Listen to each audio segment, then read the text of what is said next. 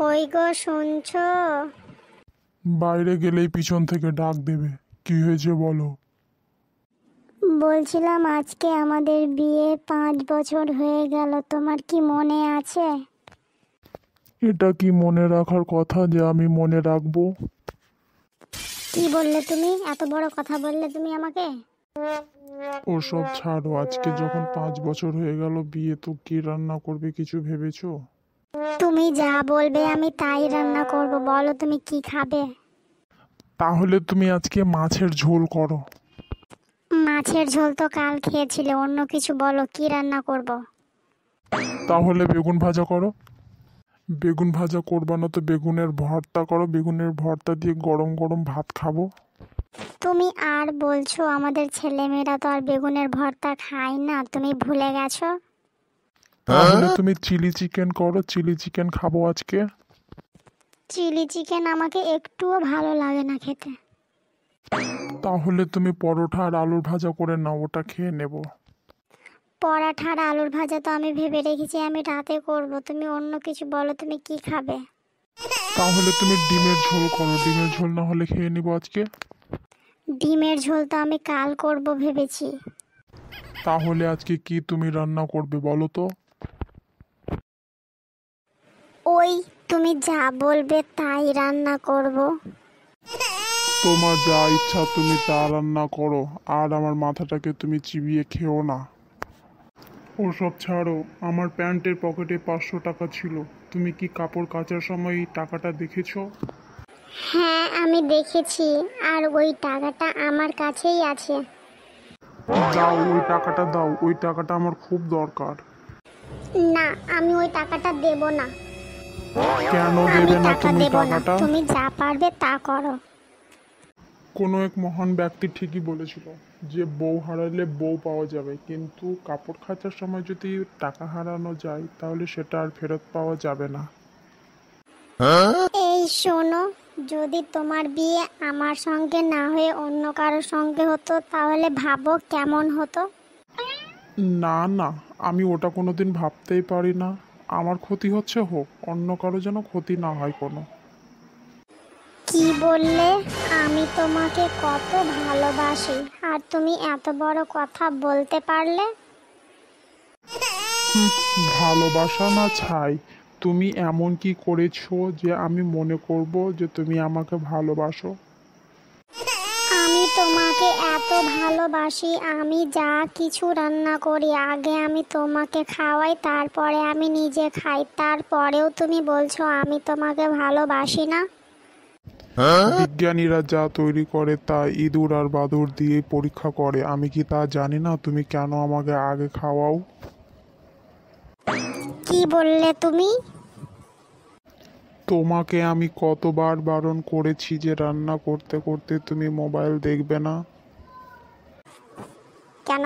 Mobile দেখলে কি হবে? তুমি মোবাইল দেখতে দেখতে যে ডাল রান্না করো তাতে কোনো নুন নেই, ঝাল নেই, ওটা কি কোনো ডাল? আমার সহ্যর বাইরে, কত আর আমি এগুলো খাবো বলো তো তুমি? আমিও তোমাকে কতবার বলেছি যে তুমি খাবার সময় মোবাইল দেখবে না। কেন? খাবার সময় মোবাইল দেখলে কি হবে শুনি?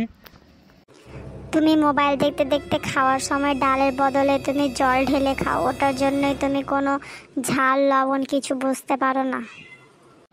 হ্যাঁ। হ্যাঁ। এই শোনো, কাল অফিস থেকে ফিরতে আমার একটু দেরি হবে। কেন দেরি হবে? ও সোনা, তোমার একটা কথা মনে আছে? কি কথা? তোমার মনে আছে গত সপ্তাহ তুমি আমার সঙ্গে একটা নেকলেসের দোকান গিয়েছিলে, ওখানে তোমার একটা ডায়মন্ডের নেকলেস পছন্দ হয়েছিল, কিন্তু আমি তোমাকে নিয়ে দিতে পারিনি, সেদিন আমার পকেটে টাকা ছিল না। হ্যাঁ হ্যাঁ, আমার মনে আছে। বাবু, তুমি কি আমার জন্য ওই নেকলেসটা কিনে নিয়ে আসবে বাবু? বলো বলো বলো বাবু। ওটার জন্য তোমার কাল অফিস থেকে ফিরতে দেরি হবে বলছো তুমি?